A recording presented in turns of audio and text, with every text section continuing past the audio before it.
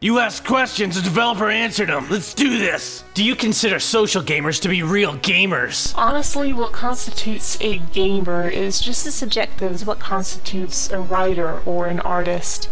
Is a gamer someone who sinks hours of their time and money into the latest games, with consoles, PC parts, and merchandise? Or is a gamer literally anyone who has ever downloaded a game and now they play Candy Crush while they're on the toilet? Is there only one person who gets to decide these kinds of things? In my own opinion, social and mobile is sort of like a gaming light.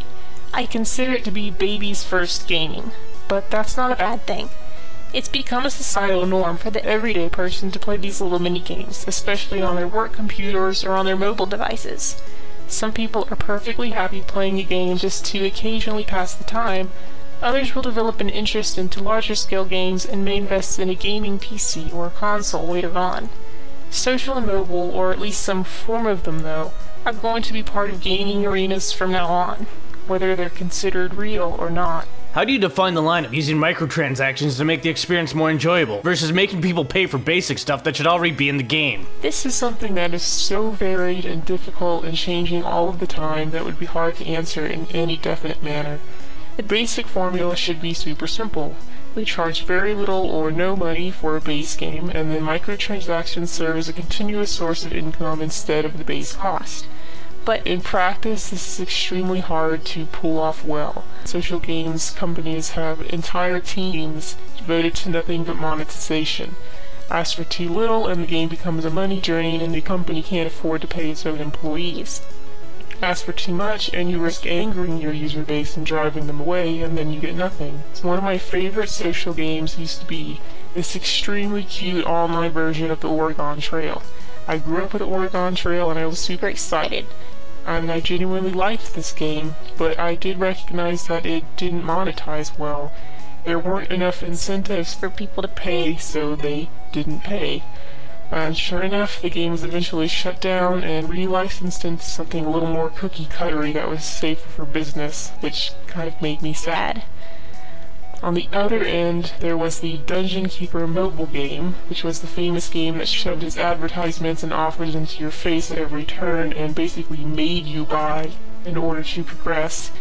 And it did nothing but piss people off, to the point where people were writing articles on how shit it was, and it gained a really negative reputation from both its customers and the original people who made it. So you basically have to keep your players aware of the options to pay you, but not so aware that they become offended and leave the game altogether. It's a very delicate balance. Running a company is all about money, and it's not an easy thing to achieve. If you've worked on games that are free to play, how do you guys make your money? A few people spending a lot or everybody making small purchases over time? This would be a mixture of both, and every company's numbers in that regard will be a little bit different. The largest demographic will almost always be the free users, people who download and play the game as is and never buy extra or just pay for a bit and move on to other games. Then there are people who make occasional purchases, dropping a few bucks here or there. Get enough users and those can add up very quickly. But the biggest ones would be the whales. The whales are a very small but very important subset of customers, and chasing whales is a business in and of itself. They're the ones that are willing to spend larger amounts and play for longer periods, and their patronage is a very important part of social game funding across the board.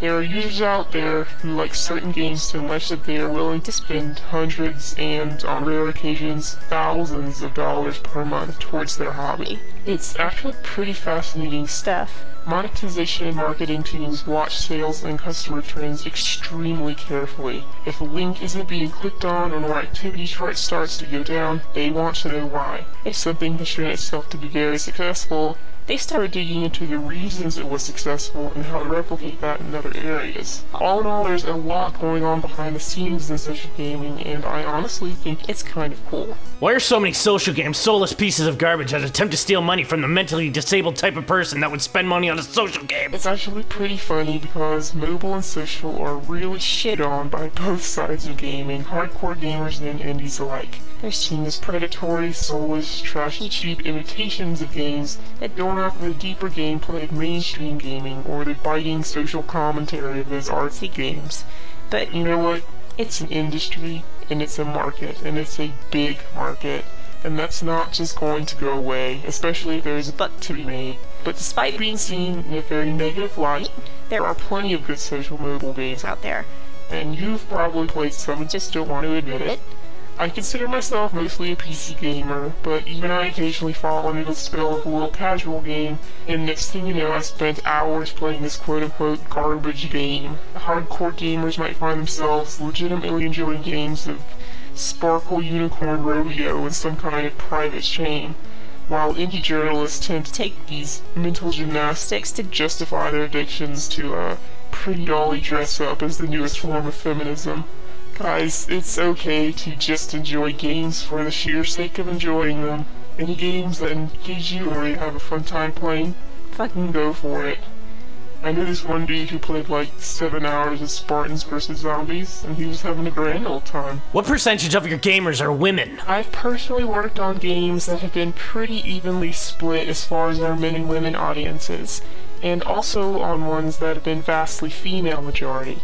Many social game player bases also tend to run a little bit older and include a lot of middle-aged or elderly women. There's also the good old 52% of gamers are women statistic, and we make up a lot of those statistics. In the end, I think the majority of women who do play our games, the big chunk of that 52%, well, they are playing mobile and social. They don't give a shit about whether they're considered gamers or not, and operate in a very different arena than the more established definition of a gamer today. They can tell you how many virtual dragons they hatched, but they don't know what a Donkey Kong is. It's a different type of gaming.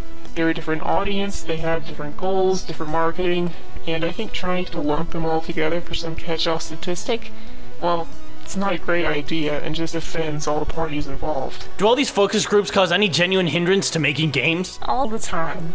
Well, maybe not specific groups or events so much, but we are extremely careful with our subject portrayals because our games reach a very broad audience and, well, someone's going to be offended. Sometimes it's kind of annoying to have to sanitize a game to that extent, but I totally understand why they do it. This is the brave new world of the internet, and we can and will hear about it if someone is displeased with something we've portrayed. Out of the millions of people that play our games, some are actively looking to be offended by something. You can't blame companies for just trying to cover their asses. I think my favorite recent one was a complaint that a champagne bottle being popped reminded them of ejaculation. This lady just saw dicks in everything. Sometimes a cigar is just a cigar, but to someone out there, it's going to be a penis that is also on fire. If you could remove one trend from social gaming, what would it be? I would say the rip-offs, the sheer oversaturation. Shovelware companies see something making any amount of money and just jump right in there to copy it as quickly as possible. And a lot of the times they'll steal art and code from other games in order to do it. I mean, in a way, it could be sort of amusing, like when you see the Warhammer goblins running around with cavalry units from the original Age of Empires. But man, once a social or mobile game becomes even somewhat successful, the floodgates are fucking opened.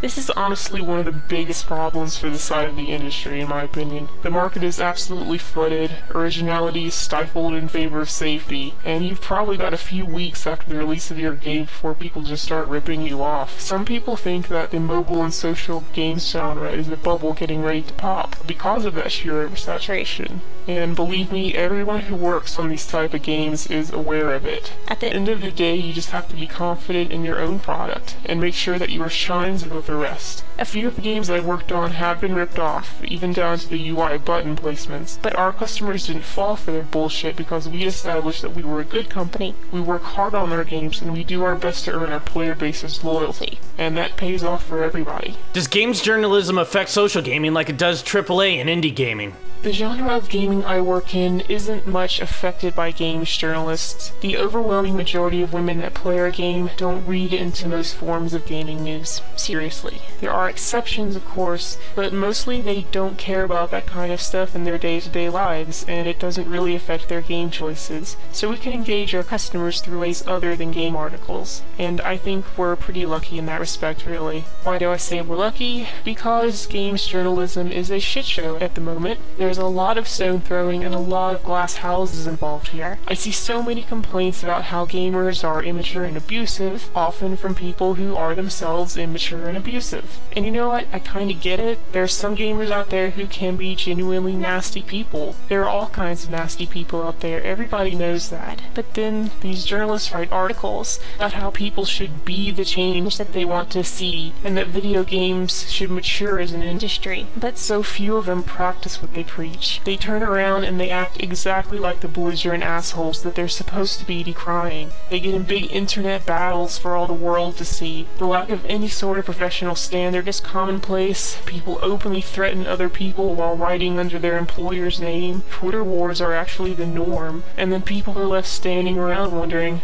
gee whiz, why don't more people take us seriously? To the people out there who do conduct themselves professionally, even in confrontation with a notoriously difficult user base, you have my respect. You really do. And if you get disheartened, just know that people out there do take notice, even if they don't speak out or have to do it anonymously. Are social games really the future of gaming? Social games have already established themselves as a thing that isn't going to go away. Microtransactions and DLC are also things I think are probably here to stay. I can completely understand the dissent on this being a good thing or not, though. I've been gaming since the days of Duck Hunt, and seeing farming mini-games in World of Warcraft or hand-holding tutorial characters in Zelda is still kind of jarring sometimes. Learning how to play a game well on your own is an accomplishment in and of itself, and I really do understand the people who enjoy that. But I think that you shouldn't worry. There will always be games that are hard as balls, and always be games that provide a good challenge. But games have changed, and they're going to keep on changing. Accessibility is a word that all games companies are using nowadays, but that's because we have more people playing games than ever before. We live in a faster and more connected world, and we have honest-to-God virtual reality around the corner, so come on folks, change can be exciting. Do you think this Gamergate shit will ever end? I like to believe that one day it will, and games will get over this little growing pain.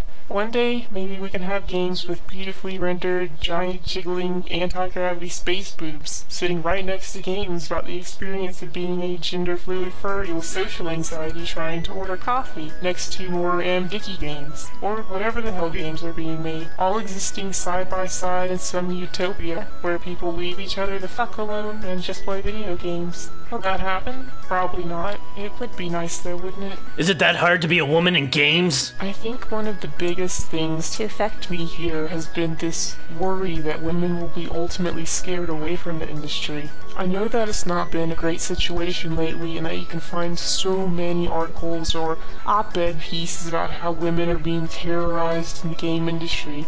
Like you can't even go to the coffee machine without being harassed. But that is not the game industry that I know, that so many women know. I've personally never been harassed for being a woman in the games industry, but I'm not going to pretend that there aren't definitely areas that need improvement. I feel bad for the women who have been harassed in any workplace, not just games, but I can't agree with the media and their cohorts trying to tar the industry with one big brush, because that's just silly. All industries are vast and complex and unique things, and the people I've met while actually working in the games industry have been some of the kindest and most wonderful people ever. Harassment is and should be taken seriously by any games company, or any company really that's worth their salt. I have never felt uncomfortable doing what I do though. Thousands of women in the games industry go to work every day because they love their jobs, because it's their passion to make games. As someone learning to get into the industry, what can I expect? Well, gaming is competitive at almost every level, and that goes for working in the industry as well. You need to expect some stiff competition for your job hunt. There are a lot of people who say that they want to work in games, but there are a lot of people who aren't actually willing to put in the time and the effort that it requires. My advice to people who want to break into games is make some games. It's just like the other devs have been telling you. Seriously, go and make some video games. It's never been any easier or more accessible than it is right now. And as corny as some people are going to find this, I want to encourage everyone to start actual work process on their game idea. Go online, join some sites about making games, download some Flash tutorials, download Twine, get Ren'Py to make a weird anime dating simulator, buy RPG Maker from the next Steam sale, choose from the multitude of modding tools at your disposal and start modding your favorite games. If you're a writer, start writing down all your cool ideas. If you're an artist, team up with a programmer. If you're a programmer, make a friend who can do art assets. If you're good at project management, find the writer and the artist and the programmer and help them get their shit together. Or you can just put your nose to the grindstone and start work all by yourself, because you can totally do it. Think about it. Millions of people have made games, and you can too. It'll be hard, and you'll suck at first, but just keep at it. Soon you'll have a portfolio to show people that you can make video games too. What are you gonna do when the mobile game bubble bursts? Wipe my tears with all the money your mom and grandma paid me.